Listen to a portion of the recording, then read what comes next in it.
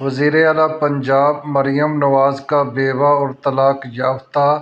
عورتوں کے لیے بھینس دینے کا اعلان۔ جی بالکل، محکمہ لائف اسٹاک نے ایک منصوبہ منظور کیا ہے جس کے تحت جو ہے وہ بیوہ خواتین یا طلاق یافتہ خواتین جو ہیں ان کو مفت جو ہے نا بھینسیں فراہم کی جائے گی، اور محکمہ لائف اسٹاک کے سیکرٹری کا کہنا ہے کہ اگلے ہفتے سے آن لائن درخواستیں طلب کی جائیں گی، جس میں پھر قرعہ اندازی ہوگی، اور قرعہ اندازی کے تحت